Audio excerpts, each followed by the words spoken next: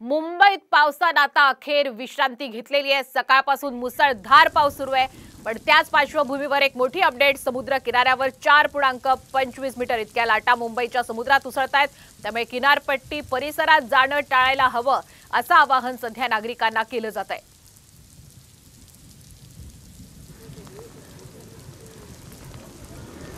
तर आपण पाहतोय मुंबईमध्ये गेल्या 2 दिवसांपासून पावसाची तुफान बॅटिंग सुरू आहे आणि आपण पाहतोय की ही भरतीची वेळ आहे आणि या अनुषंगानेच म्हणून महापालिकेने सर्व नागरिकांना सतर्क राहण्याच्या सूचना दिलेल्या आहेत। किनारपट्टी परिसरात जाणं टाळावं असंही आवाहन केलेलं आहे, कारण 4.25 मीटरच्या उंच लाटा समुद्रामध्ये उसळत आहेत। मुंबईतील समुद्राला आता उधाण आलेलं आहे, त्यामुळे मुंबईतील आसपास असणाऱ्या किनारपट्टी परिसरात जाणं टाळायला हवं।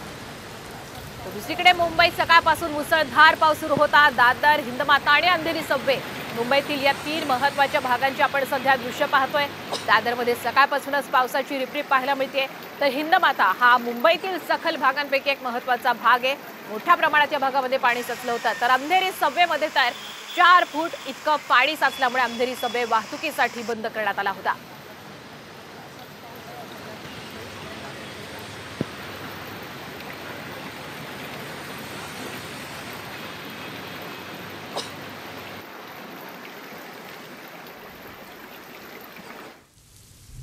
दरम्यान भिवंडीमध्ये सकाळपासून मुसळधार पाऊस सुरू आहे, त्यामुळे सखल भागामध्ये पाणी साचण्यास सुरुवात झाली। भाजी मार्केट, 3 बत्ती परिसर जलमय झालेला आहे। पावसाचा जोर वाढल्यामुळे अनेक घरं आणि दुकानांमध्ये सुद्धा पाणी शिरलंय।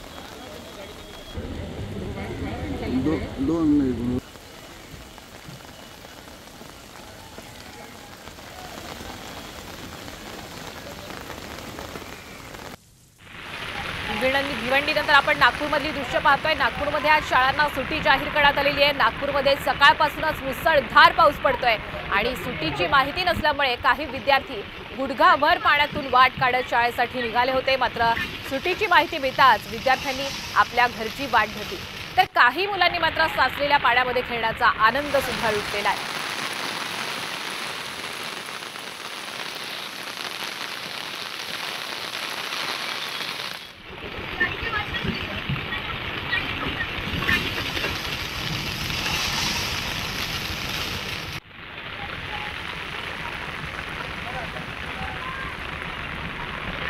नागपुरात पावसाचा जोर हा वाढतोय। श्रीहरी नगर परिसरामध्ये पाणी सध्या तुंबलेलं आहे, त्यामुळे नागरिकांच्या घरामध्ये पाणी शिरल्याचंही पाहायला मिळत आहे। घरातील साहित्य भिजल्यामुळे मोठं नुकसान झालेलं आहे।